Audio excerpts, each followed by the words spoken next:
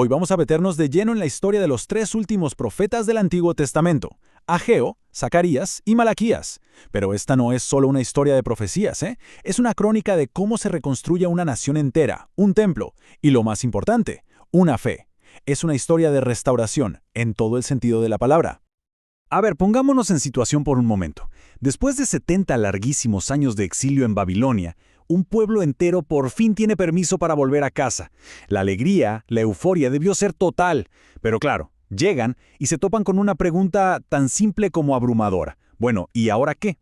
Estamos en el año 538 a.C. El rey Ciro de Persia firma el decreto que todos esperaban. ¡Pueden volver! Pero esa euforia inicial de la que hablábamos choca de frente con una realidad durísima. Su amada Jerusalén y el templo, que era el mismísimo corazón de su fe, no son más que un montón de escombros. Y es justo en medio de este caos que aparecen nuestros protagonistas. Son los profetas que llamamos postexílicos, o sea, después del exilio. Y su misión era gigantesca. No solo guiar la reconstrucción de los muros, sino sobre todo la del espíritu de toda la comunidad. El primer gran proyecto, el más simbólico de todos, era reconstruir el templo. No era un edificio cualquiera, representaba la presencia de Dios ahí, con ellos. Pero ese sueño, que empezó con tanta fuerza, muy pronto se quedó estancado, abandonado en medio de las ruinas. Fíjense en la cronología. La reconstrucción arranca en el 536, pero casi inmediatamente la oposición de los vecinos y peor aún, la propia apatía de la gente lo frena todo. Y así pasaron 14 años. 14 años, en los que el corazón espiritual de la nación siguió siendo un montón de escombros, un reflejo perfecto del ánimo del pueblo.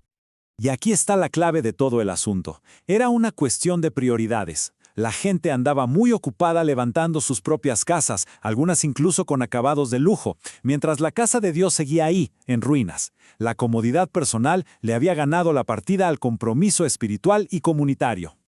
Entonces, para despertar a la comunidad de ese letargo, Dios envía a dos mensajeros.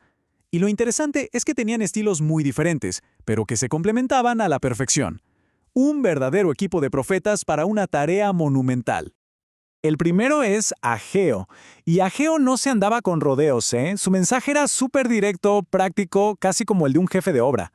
Se centró en una acción muy clara y muy urgente. Señores, lo primero es lo primero. Vuelvan al trabajo y reconstruyan el templo ya. Lo más increíble de Ageo es lo efectivo que fue su ministerio. Lanzó 4 mensajes directos y al grano en el 520 a.C. y la gente respondió casi de inmediato. Por eso se le conoce como el profeta del éxito o incluso como aquel cuyas palabras se convirtieron en ladrillos, literalmente. Pero claro, una orden, por más divina que fuera, no bastaba. La gente necesitaba más que una lista de tareas. Necesitaban una razón de fondo, una visión que le diera sentido a tanto esfuerzo.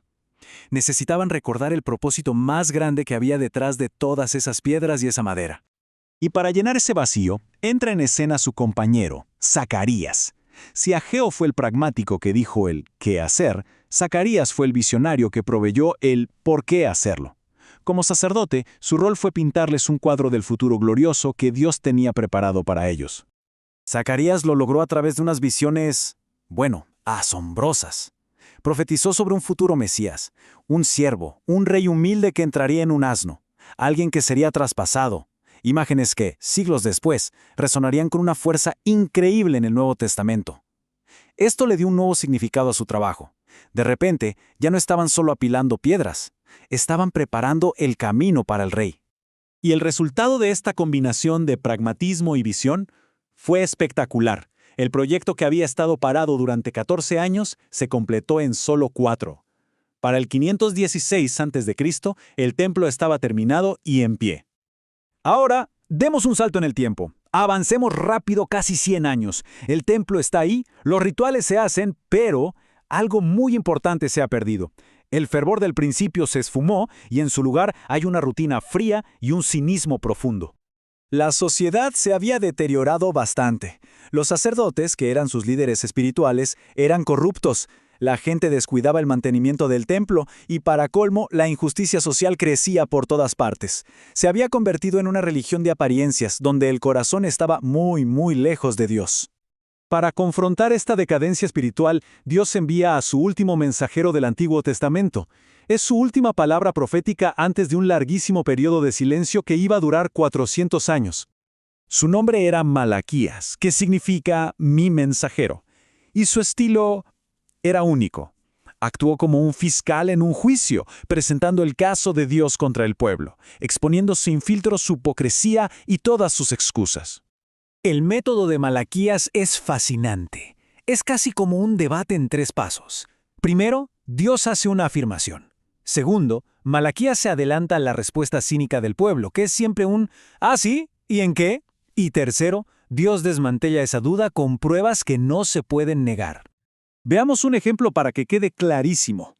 Dios acusa, «Ustedes me han robado». La gente responde haciéndose la sorprendida, ¿robado? ¿Nosotros? ¿En qué? Y la respuesta de Dios es directa, cortante, en los diezmos y en las ofrendas. ¡Pum! Con este estilo de debate los arrinconaba, dejándolos sin excusas.